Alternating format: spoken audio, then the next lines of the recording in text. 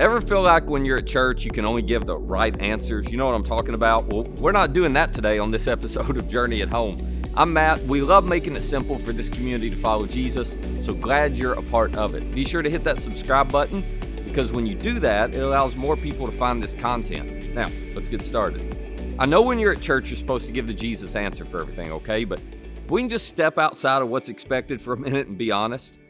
Why would anyone respond with kindness when someone's being unkind? And if you're thinking, well, because Jesus said so, thanks, but I already knew that. I'm asking, why would he say it? You know the answer to that? Here's another one. Why would anyone choose to serve when they're suffering? I mean, what makes sense to do when you're suffering? Well, it just makes sense to focus on you. Suffering people tend to be self-absorbed people. So I know Jesus taught us to serve through our suffering, but why would he say that? Why would he do that? Let me give you one more. Why would anyone love when they're under attack? What makes sense to do when somebody attacks you? Fight back, right? Who responds with love when they're attacked? When life is tough on you, it's really hard to do what Jesus asked you to do. So why should anybody do that? Well, that's what we're going to talk about in episode 2 of our series, Hope Shines Through. This series is about what to do when there's no good explanation for what's happening to you. In other words, how does hope shine through when you're experiencing unexplainable suffering, pain, hurt, and loss in your life? And what we're discovering is hope can actually shine through regardless of what's happening to you or around you. And we know that because the earliest followers of Jesus modeled it for us. So, I want to go back to their story today. And I want to discover why we should do more than just endure suffering, but instead why we should respond to suffering with goodness. Now, here's a quick refresher if you missed episode 1. We left the story last time in AD 43. James, the brother of John, had been executed by King Herod Agrippa. This played so well with the religious leaders in Jerusalem that Agrippa had then gone after a bigger fish. You remember this? He'd arrested Peter, intending to execute Peter. And that's where we pick up the story as told by the historian and the medical doctor Luke in the document that we call Acts. Luke tells us, so Peter was kept in prison, but the church was earnestly praying to God for him, which is the tension so many of us struggle with. Jesus' followers are asking God to deliver Peter just days after God didn't deliver James. Why would they do that? Why not be mad at God? Why not assume God didn't care? I mean, he hadn't answered any of their prayers for James. Why bother expect him to do anything for Peter? Well, again, because they knew Jesus had never promised them a life without trouble and pain. What he had promised them was to be with them through whatever pain they faced. So they pray with hope in spite of their hopeless situation. And guess what God does this time? Well, he responds differently with Peter than he did with James. You can read this on your own in Acts 12, but the night before Peter is to stand trial before Agrippa, he's asleep in his cell in what was called the Antonia Fortress. Now, this fortress was strategically located on the northeastern corner of the Temple Mount, where it overlooked the vast temple courts. And they did that so the Roman military could respond quickly if they saw a Jewish uprising occurring out in the courts. So Luke tells us that Peter's in his cell asleep. He's chained to 2 Roman guards, 2 Roman soldiers. He's got sentry guards at the entrance of the cell on top of that. And then Luke says this happened. Suddenly an angel of the Lord appeared and a light shone in the cell. And the angel struck Peter on the side and he woke him up. He said, quick, get up. And the chains fell off Peter's wrist. And then the angel tells him, get dressed, put on his coat. And Luke says Peter followed him right out of the prison. But he had no idea that what the angel was doing was really happening. He thought he was seeing a vision. Now, you've had dreams that you woke up and thought were real. Peter was having a real experience that he thought was a dream. And then Luke tells us that they passed the first and the second guards. They came to the iron gate that would lead into the city, into Jerusalem. This was the entrance and exit to the fortress. And Luke says that gate just opens for them by itself. They went through it. And when they had walked the length of one street there in Jerusalem, suddenly the angel left him. And that is the moment Peter finally realizes, oh, this is real. I'm not dreaming. It's kind of where the story gets funny. Luke tells us when this had dawned on Peter, he went to the house of Mary, the mother of John, who's also called Mark, where many people had gathered and they were praying.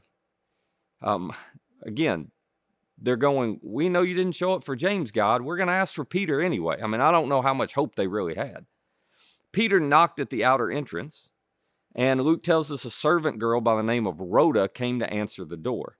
And when she recognized Peter's voice, she was so excited, so overjoyed. She ran back without opening the door, and she exclaimed to everybody in this prayer meeting, "Hey, Peter's at the door."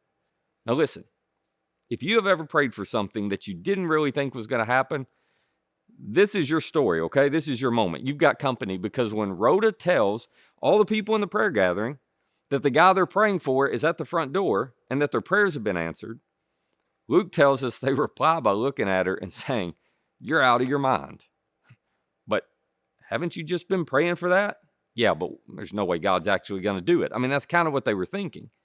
So Luke says when she kept insisting that it was true, they said, "Well, if you think you saw Peter, it must be his angel." Listen, this is just one more piece of evidence that these stories can't be made up, because nobody writes themselves into a story where they look like this. They should have written themselves in the story as heroes, right? So the best explanation they can come up with in that moment is, oh man, Agrippa must have already killed him and Peter's ghost is at the door.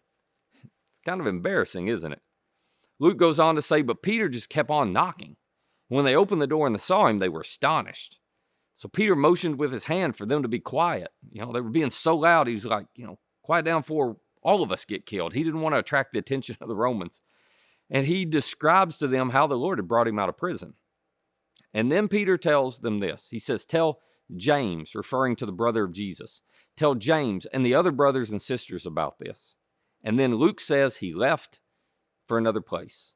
And Luke doesn't tell us where he went, because Peter went into hiding. He went underground. Most scholars believe he took John Mark with him. Peter spent about 20 years on the run before Nero eventually found him and executed him. But in that time period, he kept writing letters to Jesus followers who had been scattered throughout the entire Roman Empire because of the persecution. And Peter kept encouraging them not to lose hope no matter how bad things got. Now just think about that. Here's a guy who was in prison, beaten, flogged, scarred, and eventually executed for his faith. And he's telling us how we ought to respond to suffering. And he's not saying, hey, while you're being mistreated, you need to circle the wagons and you need to pray for Jesus to come back or to strike down your enemies. No. He says we should follow the example of Jesus. And in 1 Peter 4, he writes, above all, love each other deeply, because love covers over a multitude of sins. So Peter says when you're being mistreated and blamed for everything, and you're suffering, you're in pain, your top priority should be to look for tangible, actionable ways to love. In other words, Peter's going, the harder it is to love, the more you ought to pursue it. Why? Well, because sin divides and suffering isolates, but love unites.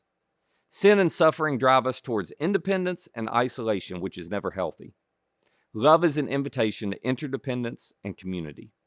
Sin and suffering drive us towards selfishness and impatience. But love drives us to selflessly serve and find purpose in our pain. Peter's not done. He goes on to write, I want you to offer hospitality to one another without grumbling. He says, okay, when you're suffering, don't get stingy because you're hurting. Don't turn inward and become selfish just because you're suffering. That's normal. That's natural, but it's not the example of Jesus.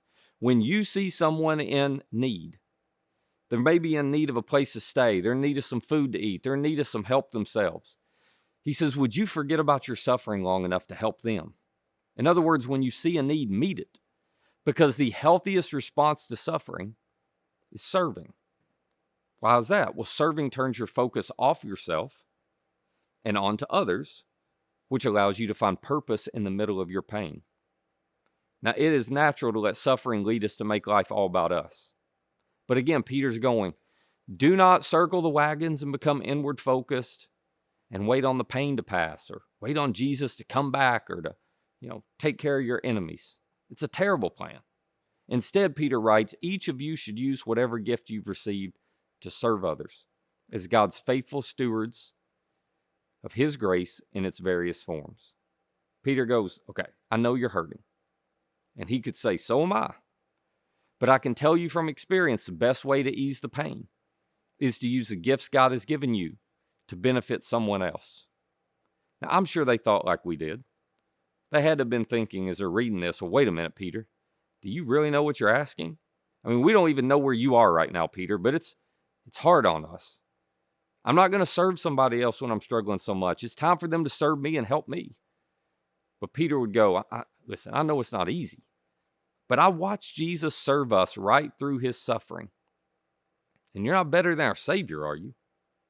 I mean, he's made you a keeper of his grace, a manager of his mercies. And the only way you'll ever find purpose in your pain is to worship and serve him right through it. And we know from history, these early Jesus followers did exactly what Peter challenged them to do. They served in the middle of their own suffering, and without raising an army or even raising their voices, they raised the dignity of the people all around them. And their hope was able to shine through all the pain and all the persecution because they refused to do what felt natural to do. Instead, they were kind when someone was unkind. They served as they suffered. They loved those who attacked. And they let their response reveal Jesus' life in them to the people all around them. So if you're going through a difficult season and you're not sure how to respond or how to get through it, here's your cue. When you're not sure what to say or do what love requires of you. If you're thinking, well, Matt, I'm just not sure how to do this. I'm not sure how to get through this suffering. I'm not sure how to respond to what's been done to me. I'm not sure how to hold on to hope when things feel so hopeless. Listen, I understand that. But I'll tell you, the answer is never to turn inward and become self-centered. Your hope shines through when you do what love requires of you because love unites and love invites your hope to shine. Now, here's why this is so important. Jesus taught that application and not information is what makes all the difference in your life. In other words, it's not what you know, it's what you do that allows the hope of Jesus to shine through. So explanations for why you're going through what you're going through, even if you got them, they wouldn't help you. You need hope, and it is only unlocked by doing what love requires of you. When it's dark, it's really easy to become consumed by the darkness and turn inward. The darkness tempts all of us to retreat, to circle the wagons, just to close ourselves off. But that is not the way of Jesus, and it won't be our way either as his followers. The light shines brightest in the darkest night, so we're going to show up, we're going to serve, we're going to give, we're going to love, we're going to let our hope shine through. We're going to follow the advice of Peter and love one another deeply. Because when you're not sure what to say or do, you do what love requires of you. And you have a Savior who you can be confident is with you and one day will reward you with a life free from all the suffering and sin and sorrow and sickness and death. And that's a hope that nothing can extinguish. That's a hope that is always going to shine through. And that's the kind of hope he offers me, and he offers you.